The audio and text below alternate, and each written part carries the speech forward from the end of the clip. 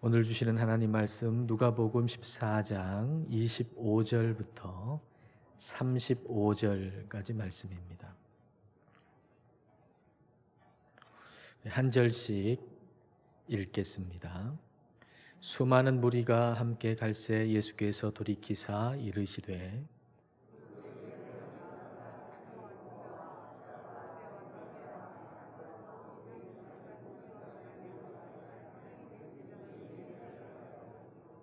누구든지 자기 십자가를 지고 나를 따르지 않는 자도 능히 내 제자가 되지 못하리라.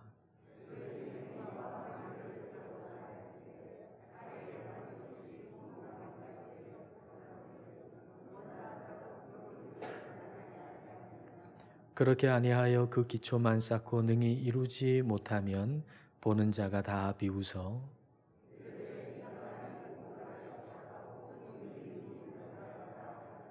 또 어떤 임금이 다른 임금과 싸우러 갈 때에 먼저 앉아 1만 명으로서 저 2만 명을 거느리고 오는 자를 대적할 수 있을까 헤아리지 아니하겠느냐.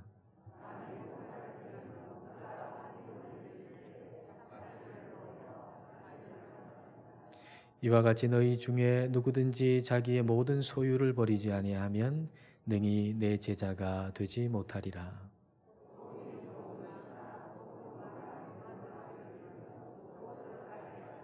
함께 읽습니다. 땅에도 걸음에도 쓸데없어 내 버리느니라. 들을 귀가 있는 자는 들을지어다 하시니라. 아멘. 대통령 같이 중요한 자리에 있는 사람이 연설을 하고 나면 그 연설문을 분석하지요. 무엇을 중요하게 생각하느냐라고 하는 것을 찾기 위해서 하는 대표적인 방법은 그 연설문 가운데 가장 많이 쓰인 단어가 무엇인가라고 하는 걸 찾는 것입니다. 그와 같은 방법으로 오늘 본문에 예수님께서 하신 말씀 가운데 예수님이 중요하게 여기시는 것이 무엇인가 하는 걸 찾아보면 그것은 바로 제자입니다. 너희가 이렇게 하지 아니하면 능히 내 제자가 되지 못한다라고 하는 말씀을 3번씩이나 예수님은 반복해서 말씀하십니다. 예수님이 중요하게 여기시는 것은 우리가 제자가 되는 것입니다. 예수님은 저와 여러분이 예수님의 제자가 되기를 원하십니다. 그렇다면 어떻게 해야 예수님의 제자가 될 수 있을까요? 자, 26절 말씀을 보십시오. 무릇 내게 오는 자가 자기 부모와 처자와 형제와 자매와 더욱이 자기 목숨까지 미워하지 아니하면 능히 내 제자가 되지 못하고. 예수님의 제자가 되려면 부모, 처자, 형제, 자매, 심지어는 자기 목숨까지 미워해야 한다라고 말씀하고 계십니다. 참 이상한 말씀이지요. 참 이해하기 힘든 말씀이지요. 예수님의 제자가 된다라고 하는 것은 예수님께서 이 땅에서 사실 때 사람들을 사랑하신 것처럼 우리도 사람들을 사랑하면서 살아가는 것, 그게 예수님의 제자가 된다는 얘기인데, 근데 예수님은 오늘 본문에서 예수님의 제자가 되려면 가족을 미워해야 한다라고 말씀하고 계십니다. 우리가 알다시피 10계명에는 내 부모를 공경하라 라고 말씀하셨잖아요. 그리고 예수님은 원수도 사랑하라 그렇게 말씀하셨잖아요. 그러니까 원수도 사랑하라 라고 말씀하셨다면 가족을 사랑하는 것은 뭐 두말할 필요가 없는 거죠. 그러므로 예수님께서 이렇게 말씀하셔야 맞을 것 같습니다. 모순이 안 될 것 같습니다. 만일 너희가 내 제자가 되려면 너희의 부모, 처자, 형제, 자매를 사랑해야 한다. 이렇게 말씀하셔야 될 것 같은데 예수님께서는 미워해야 한다라고 말씀을 하고 계십니다. 이 구절에 대한 주석을 살펴보면 대부분은 이 미워해야 한다라고 하는 이 말씀에 대해서 덜 사랑해야 한다라는 의미로 해석을 해요. 덜 사랑해야 한다. 즉 다시 말하면 그 부모, 처자, 형제, 자매를 덜 사랑해야 된다. 즉 예수님을 더 사랑해야 된다라는 의미라는 거죠. 그런데 이런 주석, 이런 해석은 우리가 예수님께서 말씀하시는 것을 오해하지 않도록 하는 데는 좀 도움이 될 수 있겠지만, 예수님이 진정으로 하시려고 하는 말씀을 이해하고 아는 데는 오히려 걸림돌이 될 수도 있습니다. 왜냐하면 예수님을 더 사랑한다라고 하는 것이 마치 예수님을 사랑하는 것하고 가족을 사랑하는 것이 경쟁 관계에 있는 것처럼 생각하게 만들기 때문이죠. 예수님을 더 사랑하면 가족을 덜 사랑하게 되고, 가족을 더 사랑하면 예수님을 덜 사랑하게 되는 것처럼 우리가 생각하게 할 수도 있다는 것입니다. 그런데 오늘 이 말씀은 결코 그런 의미가 아닙니다. 저는 이 구절을 절대성과 근원이라고 하는 단어로 바라볼 때 제대로 된 의미를 우리가 알 수 있다고 생각하는데요. 즉 예수님의 제자가 되려면 부모, 처자, 형제, 자매를 미워해야 한다라고 하는 것은 예수님을 다른 어떤 대상하고는 비교할 수 없을 만큼 절대적으로 사랑해야 한다는 얘기죠. 절대적으로 예수님을 사랑한다라고 하는 것은 어떤 대상, 이 사람 저 사람 어떤 대상 가운데 한 대상으로서 예수님을 좀 더 사랑한다는 얘기가 아니라 그 모든 사람들을 사랑하게 만드는 사랑의 근원으로서 예수님을 사랑해야 한다는 것입니다. 부모, 처자, 형제, 자매, 그리고 예수님이 있는데 그 예수님을 다른 사람보다 조금 더 사랑하는 것이 아니라 부모, 처자, 형제, 자매 그 모두를 다 사랑할 수 있도록 하는 사랑의 근원으로서 예수님을 사랑하는 것, 그게 바로 제자로서의 사랑인 거죠. 그러니까 제자로서 예수님을 사랑하게 될 때 우리는 진정으로 우리의 가족과 이웃과 사람들을 사랑할 수 있게 되는 것입니다. 일반적으로 말이죠, 사람들은 자기 자신의 어떤 사랑의 감정, 느낌, 그걸 가지고서 다른 사람을 사랑해요.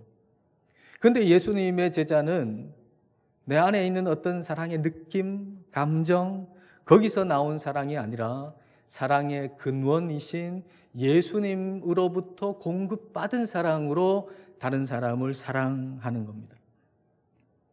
예수님을 사랑하는 것도 역시 사랑의 근원이신 예수님으로부터 사랑을 받아 공급받아 예수님을 사랑하는 거예요. 베드로는 예수님 사랑했죠.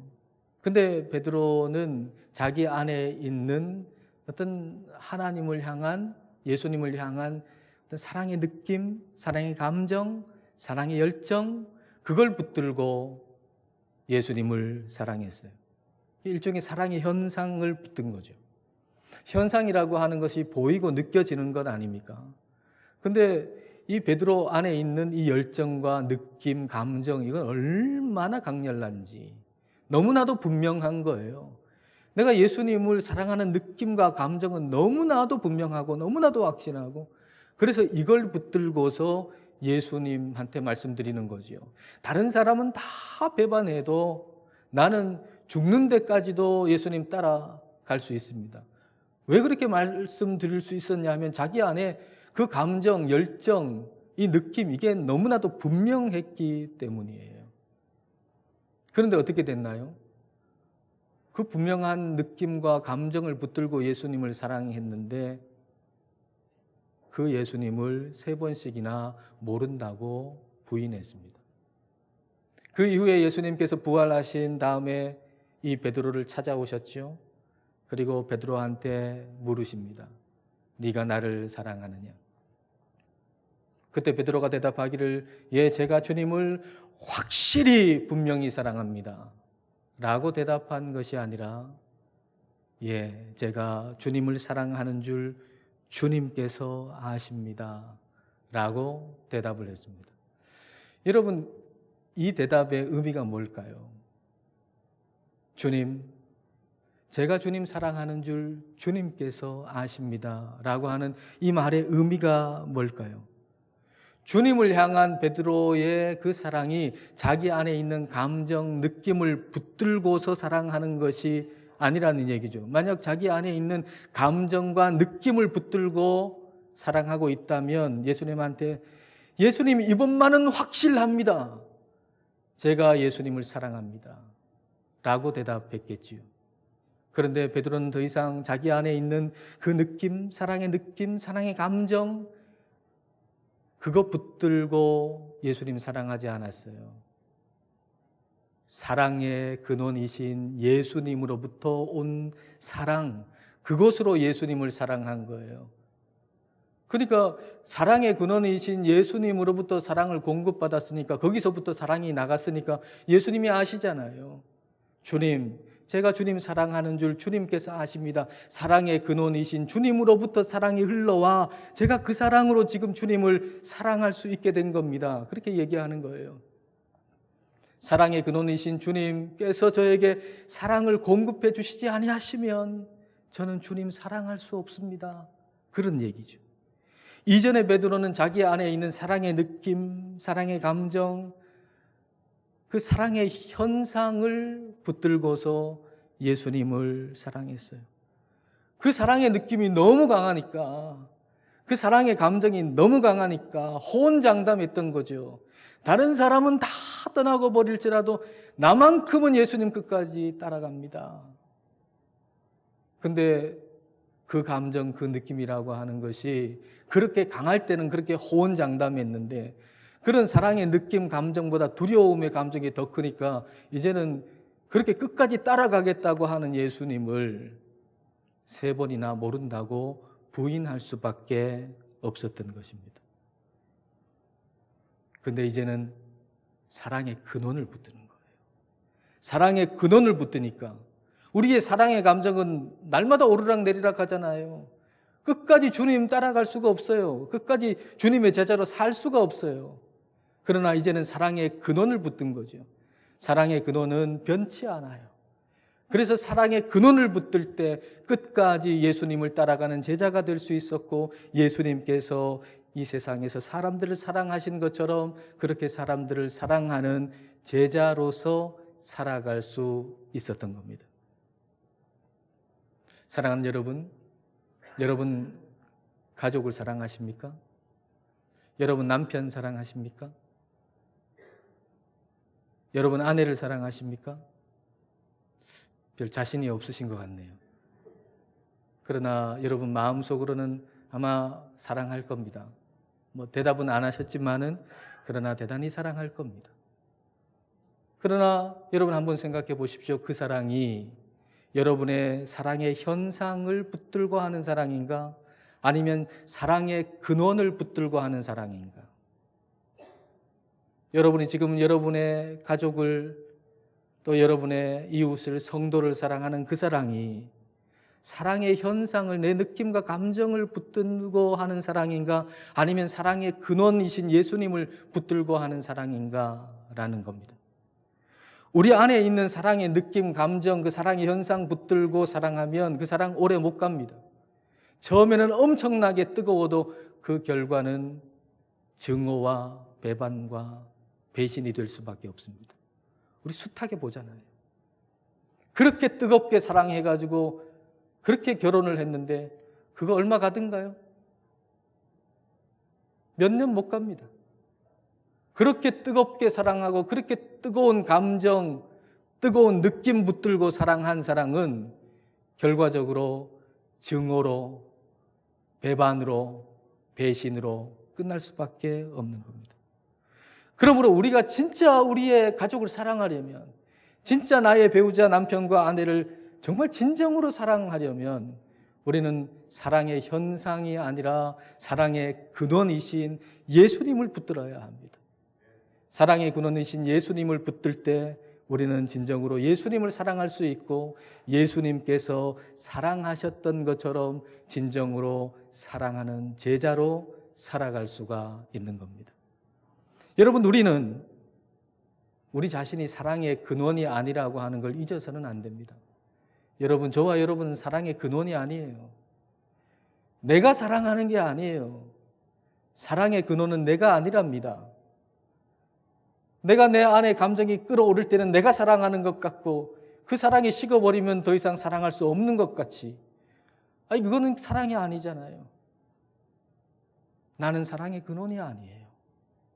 예수님이 사랑의 근원이세요. 그 사랑의 근원으로부터 흘러나오는 사랑을 공급받아야 우리는 진짜 사랑할 수가 있는 것입니다. 사랑은 나로부터 나오는 게 아닙니다. 생명도 나로부터 나오는 것이 아닙니다. 예수님의 제자가 되려면 자기 목숨까지 미워해야 된다, 그렇게 말씀하시잖아요. 이것은 예수님 사랑과 내 목숨 사랑이 경쟁 관계에 있다는 얘기가 결코 아닙니다. 내 목숨 사랑하는가 하고 예수님을 사랑하는 것이 어떻게 경쟁 관계에 있을 수 있습니까? 예수님이 생명의 근원이신데 말이죠. 예수님이 생명의 근원이시기 때문에 오늘 내 목숨이 있는 거예요. 생명의 근원이 있기 때문에 오늘 저와 여러분의 목숨이 있는 거라고요. 이게 경쟁 관계에 있을 수가 없는 거죠. 그래서 예수님의 제자가 된다라고 하는 것은 이 목숨 붙들고 사는 게 아니고 이 목숨의 근원이신, 생명의 근원이신 예수님 붙들고 사는 거, 이게 예수님의 제자가 된다는 의미입니다. 근데 여러분 생각해 보세요. 내 목숨이라고 하는 거 얼마나 분명하고 확실합니까? 지금 숨 쉬고 계시죠? 여러분 심장 뛰고 있죠? 이거보다 더 확실한 게 어디 있어요? 지금 숨 쉬고 있잖아요. 그리고 심장이 뛰고 있잖아요. 근데 이거 붙들고 살지 아니하고 여기서 손을 놓고 생명의 근원이신 예수님을 붙들고 산다라고 할 때, 그때 그거 마치 죽는 것처럼 생각이 들어요. 마치 죽는 것처럼. 근데 이게 죽는 게 아니에요. 진짜 사는 거죠. 진짜 나를 사랑하는 길이죠. 여러분 말씀 27절을 여러분 보십시오. 누구든지 자기 십자가를 지고 나를 따르지 않는 자도 능히 내 제자가 되지 못하리라. 자기 십자가를 지고 주님 따라야 예수님 제자가 된다는 얘기입니다. 자기 십자가를 진다는 얘기는 뭘까요? 그 당시에는 십자가에서 처형당하는 모습을 종종 볼 수가 있었습니다. 십자가에서 처형을 당하는 사람은 자기가 달려서 죽을 그 십자가를, 자기 십자가를 지고 처형당하는 장소까지 가는 거예요. 그리고 자기 십자가를 거기에 세우고 그 십자가에 자기가 죽는 거예요. 그러니까 자기 십자가를 진다는 얘기는 죽으러 간다는 얘기죠. 자기 십자가를 지고 예수님을 따른다는 얘기는 죽으러 간다라는 얘기입니다. 근데 그게 죽는 게 아니에요. 진짜 사는 거예요. 그게 죽는 게 아니라 진짜 사는 거예요. 왜냐하면 사랑의 근원, 생명의 근원을 붙드는 것이기 때문이죠. 여러분, 근원을 붙들면 우리는 살아요. 생명의 근원을 붙들면 우리는 영원히 살아요. 사랑의 근원을 붙들면 우리는 진실로 사랑하게 돼요. 그 근원에서 모든 좋은 것이 다 나온단 말이죠. 그러니까 근원을 붙들면 망하지 않습니다. 근데 근원이 사라지면 좋은 것도 하나도 나오질 않아요. 예수님이 사랑의 근원이시고 생명의 근원이시니까 그 근원에서 모든 좋은 것이 나오니 그걸 붙들기 위해, 근원을 붙들기 위해 우리가 대가 지불할 수 없는 게 하나도 없다는 얘기예요. 거기서 좋은 모든 것이 나오는데 그걸 붙들기 위해 포기하고 버릴 수 없는 게 어디 있겠냐는 것이죠. 이걸 계산할 줄 알아야 우리는 끝까지 제자로 살 수 있어요. 이걸 계산할 줄 알아야. 예수님이 근원이시고 그것 붙들면 우리는 영원히 산다. 이거 계산할 줄 알면 우리는 예수님의 제자로 끝까지 살 수 있습니다. 자, 28절부터 30절 말씀입니다.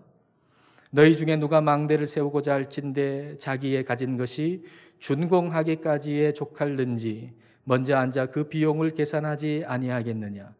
그렇게 아니하여 그 기초만 쌓고 능히 이루지 못하면 보는 자가 다 비웃어 이르되 이 사람이 공사를 시작하고 능히 이루지 못하였다 하리라. 망대를 세우는 사람은 기초만 쌓고 끝내려고 하는 게 목적이 아니라 그걸 완성하는 게 목적 아닙니까? 근데 계산을 잘못해가지고 기초만 쌓아놓고 완성하지 못하면 사람들이 얼마나 비웃겠는가? 그리고 그것으로 인해 너는 얼마나 수치스러워질 것인가? 라고 예수님이 말씀하시는 겁니다. 예수님의 제자로 출발했다면 계산을 잘해서 끝까지 제자로 살아라, 그 얘기예요. 우리가 지금 예수님의 제자로 출발했잖아요. 지금 이 자리에 예배하시는 저와 여러분은 예수님의 제자로 지금 출발한 거 아닙니까? 근데 출발했다면 계산을 잘해서 끝까지 예수님의 제자로 살아라. 예수님이 그렇게 말씀하고 계신 거예요. 계산 잘한다는 건 뭐죠? 예수님이 근원이시라고 하는 걸 아는 거예요.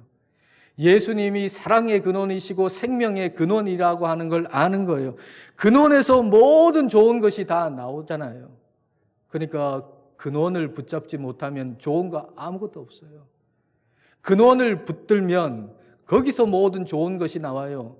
근원을 붙들지 않고 근원에서 멀어지면 그 근원과 싸워서 좋을 일이 하나도 없다는 겁니다. 자, 오늘 말씀 31절과 32절을 보십시오.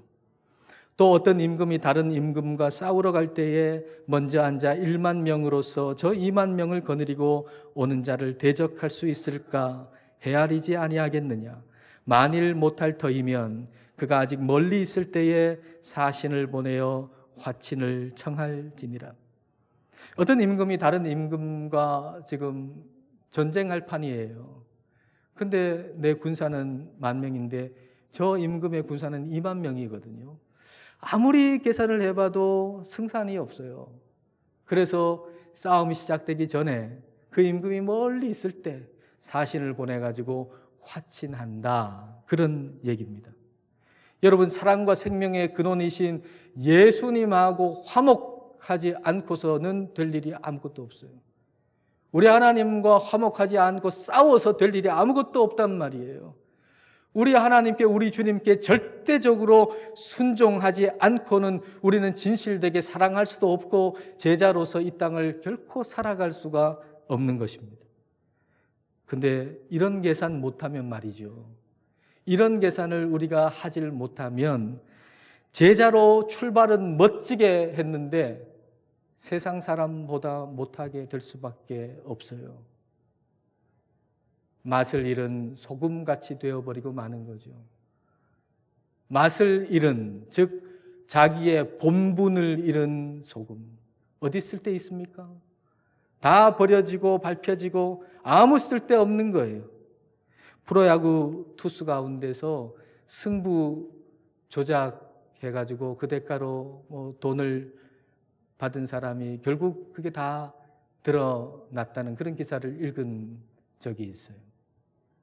이 사람이 브로커한테 수백만 원, 수천만 원 받는 대가로서 그냥 야구 경기에서 일부러 포볼을 준다거나 일부러 점수를 준다거나 그렇게 하는 거죠.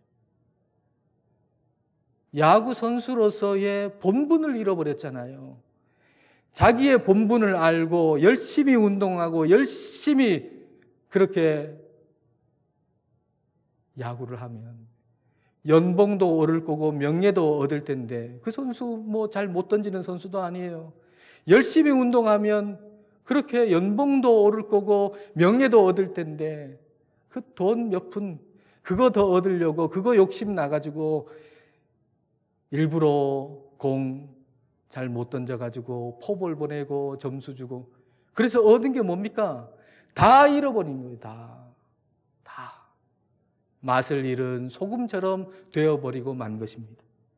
우리가 그리스도인으로 살아가는 건 마찬가지입니다. 우리가 주님의 제자로 부르심을 받았잖아요. 우리가 주님의 제자로 부르심을 받았는데 우리 주님의 제자로 살지 못하게 하는 유혹들이 우리의 삶에 많아요. 우리가 제자로서 본분을 살짝 좀 벗어나서 좀 누군가 속이고 정직하지 않고 세상 사람들이 하는 방식으로 그대로 하면 수십만 원 생기고 수백만 원 생기고 수천만 원 생기고 그리고 이런저런 이득을 얻을 수 있는 상황이 생길 수 있잖아요. 그럴 때 우리가 예수님의 제자라고 하는 걸 잊어서는 안 돼요. 여러분, 저와 여러분 예수님의 제자예요. 저와 여러분 그저 주일에 한 번 여기에 나오는 사람 아니에요. 저와 여러분은 이 세상을 예수님의 제자로 살라고 부르심을 받은 예수님의 제자예요. 자, 33절 말씀을 여러분 보십시오. 이와 같이 너희 중에 누구든지 자기의 모든 소유를 버리지 아니하면 능히 내 제자가 되지 못하리라. 자기의 소유를 버려야 예수님의 제자가 된다라고 말씀하고 계십니다. 이건 무소유를 얘기하는 거 아니에요. 여러분, 이 세상에 무소유로 사는 사람 있어요? 없어요. 뭐 어딘가에서 무소유로 살았다 하는 뭐 그런 이야기 있습니다만은 무소유로 사는 사람이 어디 있습니까? 옷 하나도 다 하나님이 공급해 주셔서 뭔가 하나님으로부터 받아야 사는 거지 무소유로 사는 사람 어디 있어요? 그러니까 무소유가 돼야 예수님 제자가 된다는 얘기 아니에요. 이것 역시 우리는 근원이라고 하는 단어를 가지고서 바라볼 수 있어요. 여러분, 소유의 근원이 누구세요? 소유의 근원은 예수님이세요. 그러니까 예수님의 제자가 된다라고 하는 것은 그 소유를 붙드는 것이 아니라 소유의 근원이신 예수님을 붙드는 사람, 이 사람이 예수님의 제자죠. 소유는 많을 때도 있고 적을 때도 있잖아요. 이게 소유의 현상이죠. 많을 때도 있고 적을 때도 있어요. 소유의 많고 적음을 붙들고 살면 언제나 만족감이 없답니다. 불안해요. 그리고 돈의 유혹에 쉽게 넘어갈 수 있어요. 소유가 많든 적든 그 소유의 많고 적음을 붙들고 사는 사람한테는 만족감이 없어요. 늘 불안해요. 그러나 소유의 근원이신 예수님을 붙들고 살면 소유가 많든지 적든지 우리에게는 참 만족이 있어요. 평안이 있어요. 여러분, 예수님은 소유의 근원이세요. 소유의 근원이신 예수님을 붙들고 살면 우리가 예수님의 제자로 살아갈 수 있을 만큼 적합한 소유를 우리에게 주십니다. 주님의 제자는 소유가 아닌 소유의 근원이신 예수님을 붙들고 사는 사람입니다. 제자의 본분은 근원을 바라보고 사는 거예요. 생명의 근원, 사랑의 근원, 소유의 근원 되시는 예수님 바라보고 그리고 예수님 붙들고 사는 것, 이게 예수님의 제자의 본분입니다. 여러분, 주님은 우리를 예수님의 제자로 부르셨어요. 저와 여러분은 이 세상으로부터 우리 하나님께서 제자로 스카우트 하신 거예요. 여러분, 저와 여러분은 그런 사람이에요. 세상으로부터 우리 주님께서 저와 여러분을 주님의 제자로 스카우트 하셨어요. 그리고 이 세상이라고 하는 경기장에 경주하라고 저와 여러분을 보내신 거예요. 그런데 우리가 직장에서 일터에서 살아가다 보면 예수님 믿는 사람 나 혼자밖에 없는 것 같잖아요. 그럴 때에도 얼마나 우리를 응원하는 사람이 많은 줄 몰라요. 여러분, 그거 기억하셔야 돼요. 우리가 예수님의 제자로 살아가는 것을 응원하는 사람이 얼마나 많다라고 하는 사실을 우리는 기억해야 됩니다. 히브리서 12장 1절과 2절입니다. 이러므로 우리에게 구름같이 둘러싼 허다한 증인들이 있으니 모든 무거운 것과 얽매이기 쉬운 죄를 벗어버리고 인내로서 우리 앞에 당한 경주를 하며 믿음의 주요 또 온전하게 하시는 이인 예수를 바라보자. 구름같이 둘러싼 허다한 증인이 있대요, 우리에게. 이게 누구예요? 우리보다 먼저 천국 간 사람들이에요. 우리보다 먼저 천국 간 사람들이 구름같이 허다한 증인들이 우리를 응원하는 것입니다. 이 세상에서 우리가 끝까지 예수님의 제자로 완주하고 천국에 오라고 우리를 지금도 응원하고 있는 거예요. 저와 여러분은 그런 응원을 받으면서 이 세상 가운데서 예수님의 제자로 살고 있는 것입니다. 우리가 이 땅에서 예수님의 제자로 완주할 수 있는 유일한 하나의 길, 그것은 바로 예수님 바라보는 것입니다. 근원이신 예수님을 바라보는 것입니다. 생명의 근원이신 예수님, 소유의 근원이신 예수님, 사랑의 근원이신 예수님을 바라보고 붙드는 것입니다. 여러분, 보이고 느껴지는 것, 그 현상 붙들면 우리는 완주할 수가 없습니다. 우리는 근원을 붙들어야 합니다. 우리의 남은 인생길 끝까지 주님의 제자로 완주하실 수 있기를 축복합니다. 기도하겠습니다. 이 시간 가만히 눈을 감고 베드로가 주님을 사랑한다는 자신의 느낌과 감정을 붙들고 주님을 사랑했지만 그 사랑의 결론이 배반이었던 것을 생각해 보십시다. 그러나 사랑의 근원이신 예수님을 붙들고 사랑의 근원으로부터 흘러나오는 사랑으로 주님을 사랑할 때 끝까지 주님의 제자로 주님을 사랑할 수 있었음을 생각해 보십시다. 오늘 우리가 가족을 또는 이웃을 사랑한다는 것이 우리 자신의 사랑의 느낌과 감정이라는 현상을 붙들고 사랑하는 것인지, 아니면 사랑의 근원이신 예수님을 붙든 주님의 제자로서의 사랑인지를 살펴봅시다. 그리고 우리가 현상이 아닌 근원을 붙들게 해달라고 기도합시다. 사랑의 근원, 생명의 근원, 소유의 근원 되시는 주님을 붙들고 남은 인생길을 끝까지 주님의 제자로 완주할 수 있기를 이 시간 함께 기도하겠습니다.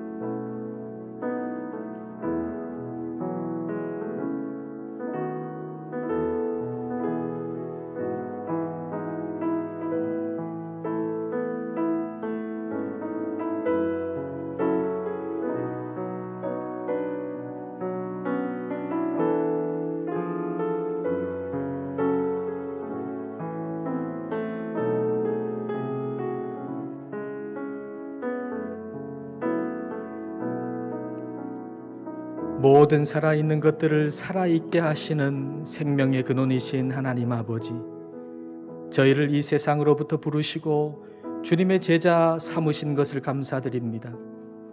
그러나 저희는 주님의 제자로서 주님처럼 사랑하지 못했습니다.